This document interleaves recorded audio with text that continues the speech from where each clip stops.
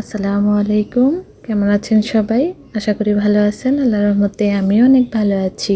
আবারও চলে আসলাম আপনাদের মাঝে আমার আরেকটি নতুন ব্লগ নিয়ে। আজকের ব্লগটা শুরু করেছি হচ্ছে সকালে নাস্তা খাওয়ার পর থেকেই। এই যে কালকে প্রচুর বৃষ্টি হয়েছে রাত্রে। আর এর জন্য এই যে আমার যে বাসার সাইডের যে রাস্তাটা একদম ডুবে গেছে পানিতে। আর আমি গতকালকে আসছি বাসা থেকে, মানে বাপের বাড়ি থেকে 3 দিন আগে আর কি গেছিলাম। এর আগে হুমায়রা গেছিল ওর মামার সাথে, ওকে আনতে গেছিলাম আর কি। এই যে বাসায় আসার পরে বাসার অবস্থা আপনাদের সাথে তো সবসময় শেয়ার করি আমার রুম গোছানো নিয়ে আর কি, কিন্তু তারপরেও দেখেন কত পরিমাণ ধুলা দিয়ে আর কি একদম চারপাশটা একাকার হয়ে আছে। আর বাড়ির মানুষ যদি বাড়িতে না থাকে তারপর তো আরও বাড়ির অবস্থা একদম নাজেহাল হয়ে যায়। এটা তো আমরা প্রতিটা পুরাই জানি যে নিজের ঘর বাড়ি ছেড়ে যদি কোথাও বেড়াতে যাই, আসার পরে বাড়ির অবস্থাটা কি হতে পারে। আর ফ্যানটাও আর কি একদম ধুলায় একদম আটকে আছে। ভাবলাম যে যেহেতু পরিষ্কার করব, তাহলে এই ফাঁকে ফ্যানটাকেও আর কি পরিষ্কার করে নিই। তাই এই তো ঘরের কোনায় কোনায় যত ওয়ালমেট ছিল, গাছ ছিল, ওগুলাই আর কি বের করে এখন একটু ক্লিন করব। সাথে বিছানার চাদরটাও আর কি তুলে নিলাম। বিছানার চাদরটা বেশি দিন হয় নাই বিছাইছি, ভাবলাম যে এক সাইডটা একটু উঠিয়ে অপর সাইডটায় আর কি এক পাশ করে বিছাবো। এতে করে আর কি কয়েকটা দিন আবারও ব্যবহার করা যাবে। এইভাবে বিছানার চাদর পরিষ্কার, মানে এইভাবে বিছানার চাদর যদি আমরা মানে ব্যবহার করি এক পাশে উল্টে নিয়ে, তাহলে কিন্তু অনেকটাই আর কি ভালো হয়। দুই পাশে আর কি ব্যবহার করা যায়। এই যে আমি ফ্যানটা পরিষ্কার করে নিছি। ফ্যানটা প্রথমে আর কি ভিজা কাপড় দিয়ে পরিষ্কার করছি, তারপরে একটা শুকনো ন্যাকড়া দিয়ে পরিষ্কার করে নিছি। এতে করে আর কি একটু চকচকে আর কি দেখা যায়। তারপরে এই যে আমার ওয়ালমেটগুলা কিন্তু বেশি দিন হয় নাই আমি আর কি ক্লিন করছি, কিন্তু রোড সাইডে বাসা তো এই জন্য আর একটু প্রবলেম হয় আমার। সমস্যা নেই, সবসময় তো ঘর দুয়ার গুছিয়ে আর কি থাকতে পছন্দ করি।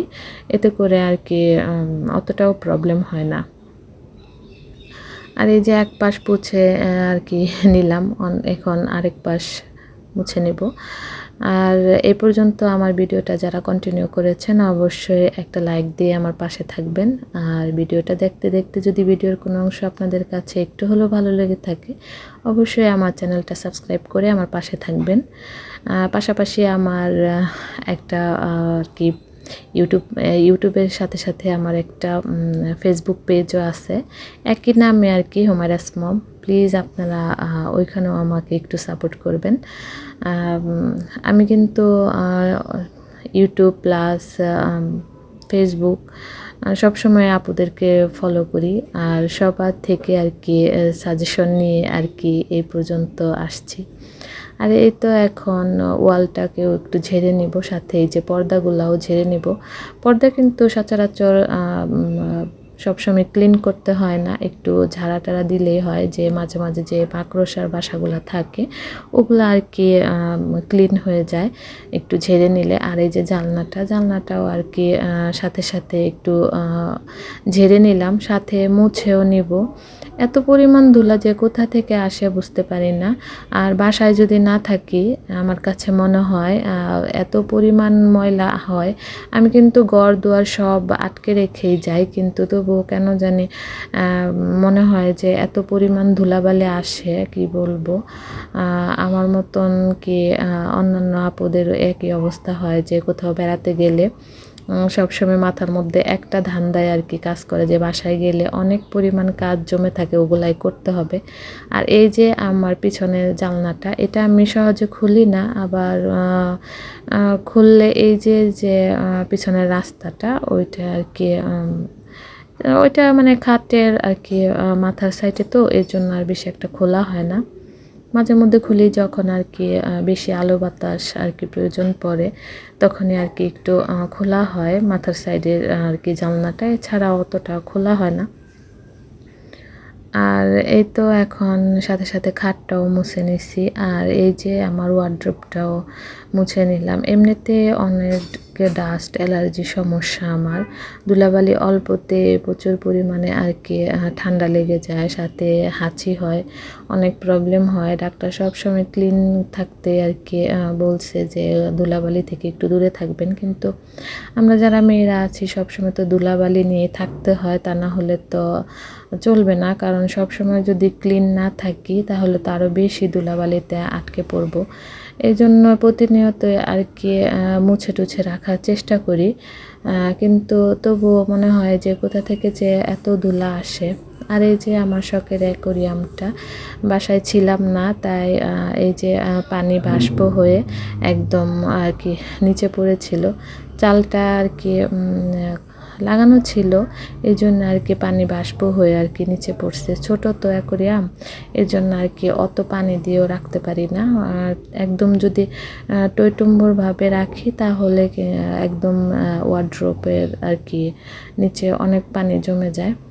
এই জন্য আর কি পানির পরিমাণটা একটু কমিয়ে দিই, আবার 7 দিন কি 10 দিন পর পরে আর কি ক্লিন করে আর কি পানিটা চেঞ্জ করে দিই। এতে মাছের কিন্তু আর কি ভালো হয় পরিষ্কার জায়গা রাখলে।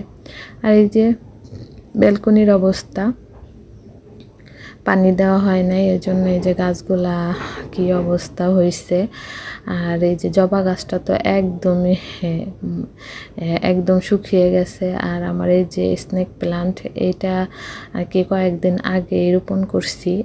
এটা আর কি একটু পানি বেশি হওয়ার কারণে, মানে পানি বেশি হলেও সমস্যা, কম হলেও সমস্যা, কি আর করা। এই যে স্নেক প্লান্টটা, এটার পানি বেশি হয়ে গেছে, এর জন্য রোদে দিলাম। আর এই যে জবা গাছটা আর কি পানি দেওয়া হয় নাই, 3 দিন আর কি দেওয়া হয় নাই, এর জন্য এরকম শুকায় গেছে।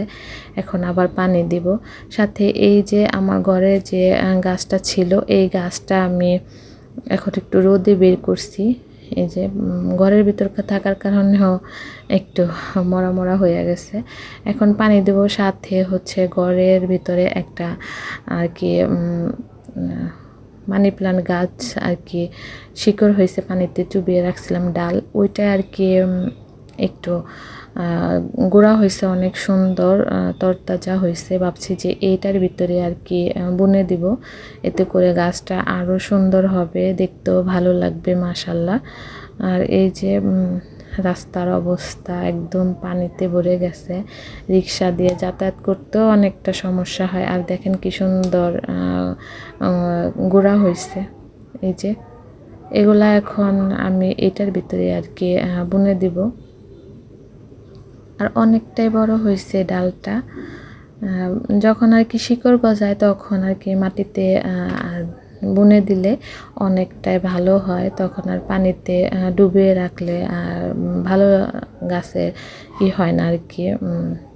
আর এই তো এখন আমি ওয়ালমেটগুলা যার জায়গায় আর কি এখন সেট করে নিব। সবগুলো ওয়ালমেটই সুন্দর করে মুছে নিচ্ছি। এইভাবে আর কি কন্টিনিউ কাজ করি। যখনই বাবার বাড়িতে ঘুরতে যাই, কোথাও ঘুরতে যাই, বাড়িতে এসে একদম এলোমেলো করে সব কিছু আবার নতুন করে গুছিয়ে রাখতে হয়। পাশাপাশি রান্নাবান্না তো করতেই হবে, তাই যেদিন ঘর গুছানো থাকে ওই দিন আমার একটু সমস্যাই হয়, কারণ একটু রান্নাবান্নার সমস্যা হয়। এর জন্য আজকে ডাল রান্না করবো, সাথে ডিম বোনা, আর কিছুই না। আর এই যে এখন গাছটা যেহেতু বুনে দিচ্ছি, এখন একটু পানি দিয়ে নিলাম, সাথে অন্যান্য গাছগুলোকেও আর কি পানি দিয়ে দিব। আর বাইরের ওয়েদারটা মাশাআল্লাহ অনেক সুন্দর ছিল। আর কয়েকদিন টানা বৃষ্টি হয়েছে, এখন আবারও রোদ ওঠে, মানে এখন তো বৃষ্টির সিজনই। আর এই বছর অনেক বৃষ্টি হয়েছে, আমার কাছে মনে হয় যে তুলনার চেয়ে বেশি এই বছর বৃষ্টি হয়েছে। যেরকম বৃষ্টি সেই রকম আর কি রোদও মাশাআল্লাহ উঠছে। এই বৃষ্টি এই রোদ সব মিলে আর কি আবহাওয়া, মনে হচ্ছে যে এই বছর হয়তো বা রোদটা মানে শীতটাও একটু বেশি পড়বে, আমার কাছে যা মনে হয়েছে। আর এই তো এখন সব কাজ করে শুধু বিছানার চাদরটা বিছিয়ে নিব, তারপর হচ্ছে ঘরটা ঝাড়ু দিয়ে আমি ঘরটাকে মুছে নিব। আর এই যে বিছানার চাদর এক পাশ উল্টে আমি অপর পাশ আর কি বিছিয়ে নিচ্ছি, এতে করে আবার এক সপ্তাহের মতন আর কি ব্যবহার করতে পারবো। এই জিনিসটা আগে বুঝতাম না, হঠাৎ করে একদিন আর কি মাথায় প্ল্যানটা আসলো। আর এইভাবে আমি এক পাশ উল্টে অপর পাশ কয়েকটা দিন আর কি ইউজ করি বিছানা চাদর। এতে করে আমার কাছে কেন জানি অনেকটা কাজে আর কি হেল্প হয় আর কি, আমি মনে করি। আর আজকের ভিডিওটা কেমন লাগলো অবশ্যই কমেন্ট করে জানাবেন। ভালো লেগে থাকলে লাইক কমেন্ট শেয়ার করে আমার পাশে থাকবেন। আমার এই ছোট্ট ইউটিউব চ্যানেলটায় আপনারা পারেন, আপনাদের ভালোবাসা আর অনেকটা আর কি সহযোগিতায় আমি যেন এগিয়ে যেতে পারি। আর আজকের ব্লগটা এই পর্যন্তই। সবাই ভালো থাকবেন, সুস্থ থাকবেন, আমাদের জন্য বেশি বেশি দোয়া করবেন। আমিও সবার জন্য দোয়া করি। আল্লাহ হাফেজ, আসসালামু আলাইকুম।